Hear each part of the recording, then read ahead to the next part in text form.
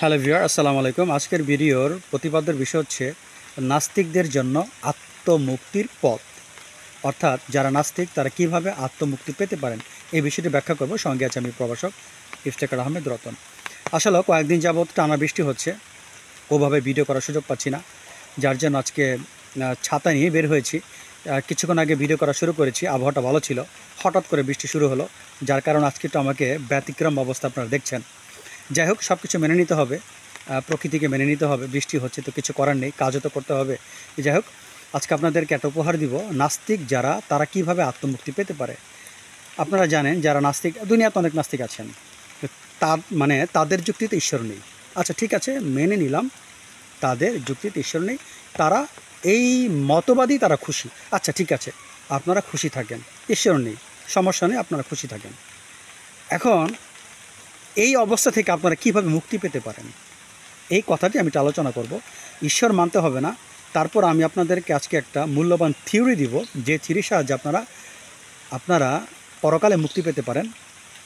Please বিভ্রান্তি হবে না, ভিডিওটি কিন্তু পুরো শুনতে হবে। এটা আমি ফিলসফিক্যাল অ্যাঙ্গেল থেকে আলোচনা করছি, কোনো ধর্মীয় অ্যাঙ্গেল থেকে আলোচনা করছি না। এটা আমার পুঞ্জীবিত বহু বছরের গবেষণালব্ধ জ্ঞান থেকে আলোচনা করছি। আর এক্ষেত্রে আমি সাহায্য নিয়েছি গ্রিক দর্শন, ইন্ডিয়ান ফিলসফি, ইউরোপিয়ান ফিলসফি, বিভিন্ন স্বনামধন্য দার্শনিকদের মতবাদ দিয়ে আমি এটি ভিডিওটি তৈরি করেছি। নাস্তিক যারা তাদের মুক্তির পথ আছে, তবে তাদেরকে একটা প্ল্যাটফর্মে কাজ করতে হবে। সে কাজটা কি? সেটা হচ্ছে যারা নাস্তিক তারা আয় করেন, তারা আয়ের টাকা ব্যয় করেন, অনেক কাজ। নাস্তিকদের জীবন তো আমাদের মতোই, সব কিছু তো আমাদের মতোই। নাস্তিকদের জীবন তো আর আমাদের চাইতে ভিন্ন নয়, সব কিছু আমাদের মতোই। তবে তাদের এই জীবনটাকে একটা নির্দিষ্ট ওয়েতে পরিচালনা করতে হবে। এই নির্দিষ্ট ওয়েতে যদি পরিচালনা করেন, আমি এখানে যে বিষয়গুলো আলোচনা করব, যে থিওরিগুলো উপস্থাপন করব, এইভাবে যদি নাস্তিকরা জীবনযাপন করতে পারবেন বা জীবনযাপন করার চেষ্টা করেন, তাহলে আমরা যারা মহান আল্লাহ তাআলাকে বিশ্বাস করি এবং মহান আল্লাহ তাআলাকে পেতে চাই, তো দেখা যায় আমরা যে ধর্মীয় বিধিনিষেধ বা অন্যান্য সিস্টেমগুলো আছে আল্লাহকে পাবার জন্য, যে অন্যান্য নিয়মগুলো আছে, সেই নিয়মগুলো প্রতিপালনের মধ্য দিয়ে হয়তো কোনো এক সময় আমরা মহান আল্লাহ তাআলার নৈকট্য অর্জন করতে পারি বা নৈকট্য অর্জন করার একটা পসিবিলিটি থাকবে। নাস্তিকরা যদি, আমি যে তাদেরকে থিওরিটা এখন দিব, তারা যদি সেটা মেনে চলেন, তারাও কিন্তু মহান আল্লাহ তাআলার নৈকট্য অর্জন করতে পারবেন বা আত্মপরিচয় অর্জন করতে পারবেন। বিষয়টি একটু আপনাদের কাছে কনফিউজড মনে হতে পারে যে আমি পাগলের মতো উল্টাপাল্টা কী বলছি। আসল বিষয়টা এরকম কিছুই নয়। একটা এক্সাম্পল বলছি, যেমন ধরেন জামাল এবং কামাল দুইজন ভদ্রলোকের জ্বর হয়েছে, জামালেরও জ্বর হয়েছে, কামালেরও জ্বর হয়েছে। এখন জামাল সাহেব প্যারাসিটামলে বিশ্বাসী নন, তিনি মনে করেন প্যারাসিটামল খেলে বা নাপা খেলে জ্বর যাবে না। আর কামাল সাহেব বিশ্বাস করেন নাপা খেলে জ্বর যাবে। এখন দুইজনেই জ্বর আক্রান্ত, দুইজনকে যদি প্যারাসিটামল বা নাপা খাইয়ে দেওয়া হয়, দুইজনে কিন্তু জ্বর সেরে যাবে। তার মানে জামাল সাহেব প্যারাসিটামলের কাজকে অস্বীকার করলেও প্যারাসিটামলের কাজ কিন্তু করছেই। কামাল সাহেব প্যারাসিটামলের কাজকে স্বীকার করলেও প্যারাসিটামলের কাজ করছেই। তার মানে প্যারাসিটামলের কাজটা কিন্তু মানে নাস্তিক বা আস্তিক কারোর জন্য না, সবার জন্য কাজ করবে। তার মানে যে প্যারাসিটামলকে বিশ্বাস করে এটা কাজ করে, তার জন্য কাজ করবে। আর যে প্যারাসিটামলকে অস্বীকার করে, যেটা কখনো কাজ করে না, এটা ফালতু একটা ওষুধ, তার জন্য কিন্তু প্যারাসিটামল কাজ করবে। কারণ প্যারাসিটামলের কাজই হচ্ছে কাজ করে যাওয়া। এখন আমরা যারা আস্তিক তারা হচ্ছে জামাল সাহেব, আর যারা নাস্তিক তারা হচ্ছে আমরা যারা আস্তিক তারা হচ্ছে কামাল সাহেব, আর যারা নাস্তিক তারা হচ্ছেন জামাল সাহেব। যেহেতু জামাল সাহেবের ব্যাপারটা বললাম, উনি নাস্তিক, আর কামাল সাহেব হচ্ছে কি আস্তিক, তাহলে আমরা সবাই কামাল সাহেব, আমরা সবাই আস্তিক। আর যারা নাস্তিক তারা হচ্ছে জামাল সাহেব। এখন নির্দিষ্ট প্ল্যাটফর্মে যদি কেউ কাজ করে, সে আস্তিক হোক নাস্তিক হোক, সবার জন্যই আত্মমুক্তির পথ খোলা আছে। এই মহারহস্যটা আজকে আমি আপনাদের সামনে উদ্ঘাটন করব। প্লিজ ভিডিওটা খুব মনোযোগ সহকারে শুনবেন। যারা নাস্তিক তাদের জন্য আমার থিওরিটা হচ্ছে কি, আসলে আমার থিওরি না, আমি অত বড় জ্ঞানী নই।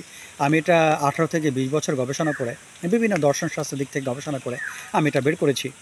এটা আমার ব্যক্তিগত কোনো কথা নয়, আমি অতটা জ্ঞানী নই। তো যাই হোক, তাদের এই মহামূল্যবান দার্শনিকদের আলোচনা থেকে আমি আলোচনা করছি। তাদের এই নাস্তিক যারা, তাদের কাজ হচ্ছে কি, তারা অর্থ আয় করবেন। তাদের লক্ষ্য হচ্ছে কি, এই অর্থটা আয় করবেন, এই লক্ষ্যে যে অর্থ দিয়ে আমি আমার পরিবারের দায়িত্ব পালন করব। কিন্তু পরিবারের কোনো সদস্যের মন জয় করার জন্য নয়, যেহেতু পরিবারের সদস্যদের দায়িত্ব পালন করা আমার মহান দায়িত্ব। তাদের ভরণ পোষণ দেওয়া, তাদের খাদ্য ইত্যাদি ইত্যাদি ইত্যাদি সব কিছু পরিপালন করা আমার জন্য একটা মহান দায়িত্ব। এই দায়িত্বটাই সম্পাদন করাই আমার লক্ষ্য। তারা খুশি হোক বা তারা বেজার হোক সেটা আমার দেখার কোনো বিষয় নয়। আমি জাস্ট একজন অভিভাবক, আমি আমার দায়িত্ব পালন করব।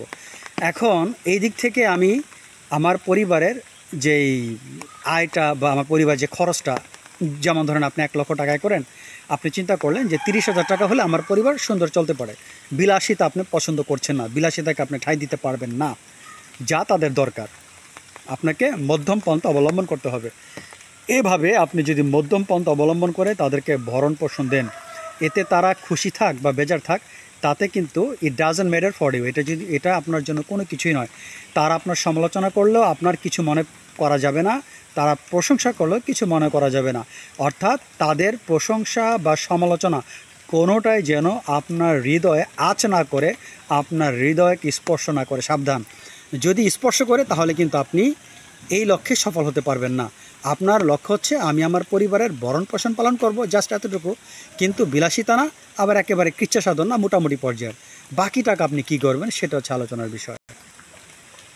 ওই যে আপনার যেই একটা বাকি টাকা রয়েছে, যেমন ধরেন 1 লাখ থেকে 30,000 খরচ করেছেন, 70,000 রয়েছে, সেটা আপনি মানব কল্যাণে ব্যয় করবেন। আপনি মানব কল্যাণে ব্যয় করবেন। যেহেতু আপনি আল্লাহকে স্বীকার করেন না, তাহলে আপনি কী নিয়তে মানব কল্যাণে ব্যয় করবেন? আপনি জাস্ট এই উদ্দেশ্যে ব্যয় করবেন, আমার কাছে টাকাটা আছে, মানুষ আমার টাকা দ্বারা উপকৃত হোক, এই উদ্দেশ্যে আপনি মানব কল্যাণে টাকাটা ব্যয় করবেন। কিন্তু সাবধান, খবরদার, আপনি কিন্তু ভুলেও তাদের প্রশংসা পাওয়ার নিয়তে করতে পারবেন না। আপনাকে ডিটারমাইন হতে হবে, আপনাকে 10 বার চিন্তা করতে হবে, আমি কারো খুশি করার জন্য টাকাটা দিচ্ছি না, দিচ্ছি না, দিচ্ছি না, আমি দিচ্ছি মানবের কল্যাণের জন্য, যাতে কেউ আমার প্রশংসা না করে। এইভাবে আপনি একটা ডিটারমাইন্ড ওয়েতে আপনি মানুষকে ভালোবাসবেন, মানুষকে সেবা করবেন আপনার টাকা দিয়ে। আপনারা যারা কান্টের নৈতিক দর্শন পড়েছেন তারা জানেন, কান্ট কিন্তু বলেছেন যে সৎ কাজ করতে হবে, কিন্তু বিনিময়ে কোনো কিছু আশা করা যাবে না। তো এটা আমরা কিন্তু কান্টের মোরাল ফিলসফি, যেটা নৈতিক দর্শন, সেখানে আমরা পেয়ে থাকি। আমি কিন্তু কান্টের একটা মোরাল ফিলসফি নিয়ে একটা ভিডিও করেছি, কান্টের নৈতিক দর্শন, আপনারা ওটা দেখে নেবেন। যাই হোক, মূল আলোচনা আসি। তো আমাদের লক্ষ্য হচ্ছে যে যারা নাস্তিক তারা পরিবারের ভরণ পোষণ করার পর বাকি টাকা যা থাকবে সেটা তিনি মানবের কল্যাণে ব্যয় করবেন। এতক্ষণ তো তার পরিবারের কথা বললাম, বাকি টাকা মানুষের কল্যাণের জন্য বা প্রতিবেশী যারা আছে তাদের জন্য, আত্মীয় স্বজন যারা আছে তাদের জন্য, বা যারা দরিদ্র আছে তাদের জন্য ব্যয় করার কথা বললাম। নিজের জন্য কি করবে? নিজের জন্য সেম মেথড, নিজের জন্য সে শুধু প্রয়োজন মাফিক ব্যয় করবে, বিলাসিতা করা যাবে না। এভাবে সে প্রতিটা সৎ কাজ করবে, নিজের জন্য করবে, পরিবারের জন্য করবে, আত্মীয় স্বজনের জন্য করবে, প্রতিবেশীর জন্য করবে, সবার জন্য সৎ কাজ করবে। কিন্তু খবরদার, কোনো প্রশংসা পাবার জন্য নয়। কেউ সমালোচনা করলেও তার যেন মনে কষ্ট না লাগে। যখন দেখবে যে কারো ভালোবাসা, কারো প্রশংসা, কারো সমালোচনা কোনোটাই তার হৃদয়কে চঞ্চল না করছে, তখন সে বুঝতে পারবে তিনি প্রপার ওয়েতে আছেন। কিন্তু কারো প্রশংসা, কারো সমালোচনা যদি তার হৃদয়কে চঞ্চল করে, তার এই কাজের কোনো মূল্য হচ্ছে না, তাকে আবার নতুন করে প্রতিজ্ঞা করে কাজ করতে হবে। এইভাবে যখন তিনি তার প্রতিটি কর্ম সাধন করবেন, প্রতিটি কর্মপ্রণালী সম্পাদন করবেন, এক পর্যায়ে তিনি দেখতে পাবেন যে এই যে তিনি যে কাজগুলো করছেন, এই যে আমি যে পদ্ধতিটা কথা বললাম, এই পদ্ধতির মাধ্যমে তিনি কাজগুলো করছেন, তাতে তিনি পরিশেষে বুঝতে পারবেন যে তিনি একটা মহান লক্ষ্য অর্জন করেছেন। আপনারা হয়তো আমাকে প্রশ্ন করতে পারবেন, কেন এত কড়া বিধিনিষেধ? এই কড়া বিধিনিষেধের একটা কারণ আছে, এটা আমি এখন বলার চেষ্টা করব। এই কড়া বিধিনিষেধের কারণ হচ্ছে কি জানেন? আমরা যারা মহান আল্লাহ তাআলাকে বিশ্বাস করি, আমরা যারা মহান আল্লাহ তাআলাকে পেতে চাই, আমরা কিন্তু দুটো কাজ করছি। একটা কি মহান আল্লাহ তাআলাকে পাবার জন্য চেষ্টা করা, আরেকটি হচ্ছে কি জানেন? দুনিয়ার সকল ব্যক্তি বা বস্তু, এক কথায় যে কোনো ব্যক্তি বা বস্তু এবং সুনাম সব কিছুকে আমরা পরিত্যাগ করছি। কেননা মহান আল্লাহ তাআলাকে পেতে হলে অবশ্যই ব্যক্তি বস্তুর প্রতি ভালোবাসা দূর করতে হবে। ইভেন দেখা যায় না এমন কিছু, যেমন মান সম্মান পাওয়া এইগুলোর প্রতি ভালোবাসা দূর করতে হবে।